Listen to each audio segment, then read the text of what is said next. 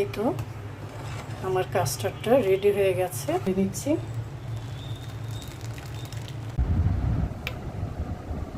মিশ্রণটা ঠান্ডা হয়ে গেছে। ফলগুলো কেটে নিয়েছি। আপেল,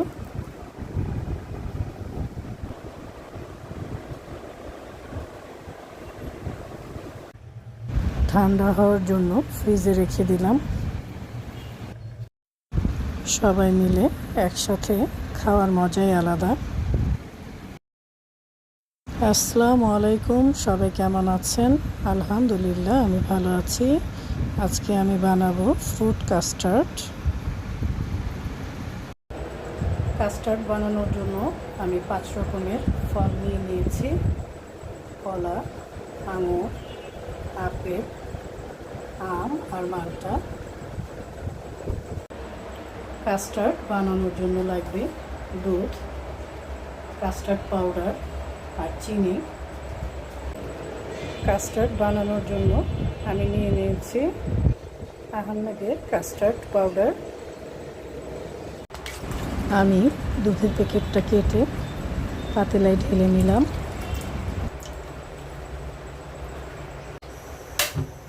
চুলাটা জ্বালিয়ে দিলাম। কাস্টার্ড পাউডারটা নিয়ে নিচ্ছি একটা গ্লাসের মধ্যে। পানি দিয়ে গুলিয়ে নিতে হবে। 4 চামচ দিয়ে দিলাম। পানি দিয়ে কাস্টার্ড পাউডারটা গুলিয়ে নিচ্ছি।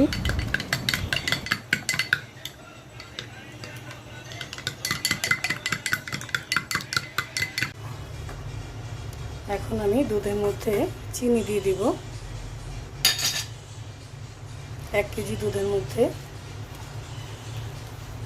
1 কাপ চিনি দিয়ে দিলাম।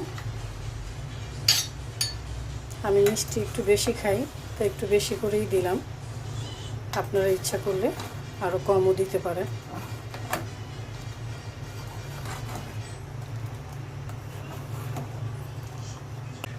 এখন গোলানো কাস্টার্ড পাউডারটা আমি দুধের মধ্যে দিয়ে দিচ্ছি।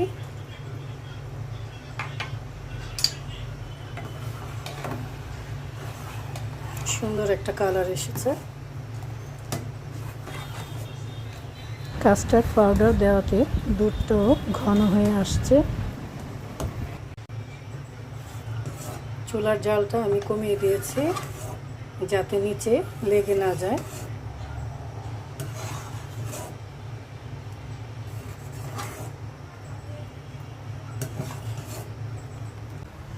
কাস্টার্ডের মধ্যে সাবুদানা দিব। সাবুদানাটা আমি সিদ্ধ বসিয়ে দিয়েছি। সিদ্ধ সাবুদানাটা আমি কাস্টার্ডের মধ্যে দিয়ে দিচ্ছি।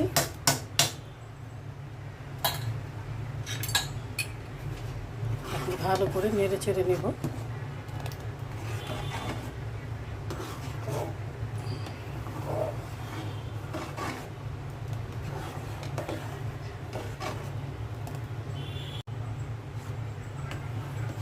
এই তো কাস্টার্ডটা রেডি হয়ে গেছে।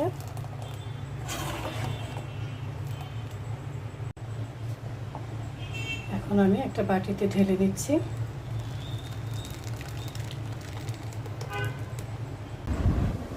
ঠান্ডা করার জন্য বাটিটা ফ্যানের নিচে রেখে দিলাম।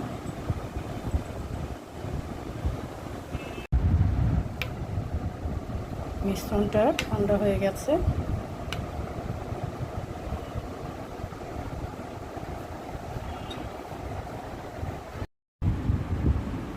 ফলগুলো কেটে নিয়েছি।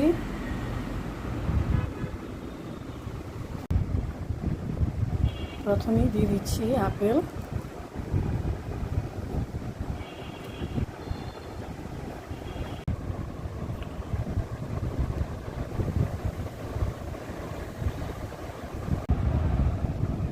মালটাগুলো দিয়ে দিচ্ছি।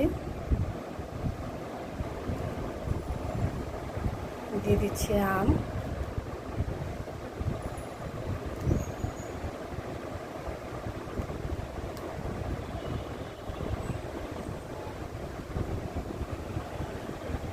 আঙুর কুচি,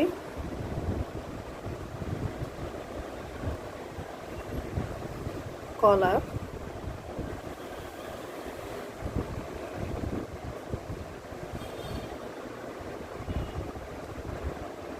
এখন সব কিছু মিক্স করে নিচ্ছি।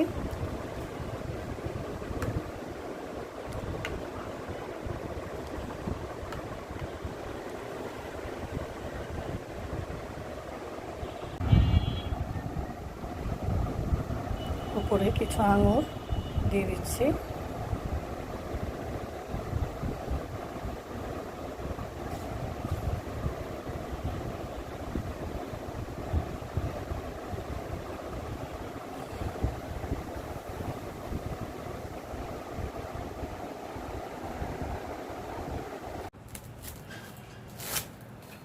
র্যাপিং পেপার দিয়ে ঢেকে দিচ্ছি।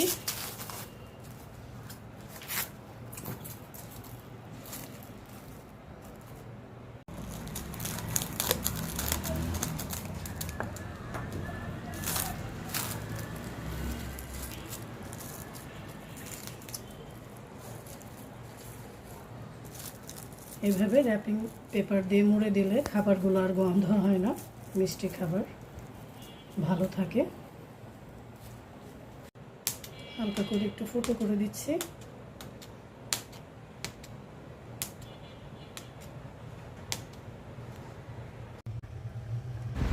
ফ্রিজে রেখে দিলাম। ফ্রুটস কাস্টার্ডটা ঠান্ডা ঠান্ডা খেতেই ভালো লাগে। ঠান্ডা ঠান্ডা কাস্টার্ড আবারও কিছুক্ষণ মিক্সড করে বাটিতে উঠিয়ে নেব। কাস্টার্ড খাওয়ার জন্য আমার সব দলবল চলে এসেছে ঘরে, সবাই মিলে একসাথে খাবো। সবাই মিলে একসাথে খাওয়ার মজাই আলাদা। সবাই ভালো থাকবেন, সুস্থ থাকবেন। আল্লাহ হাফেজ।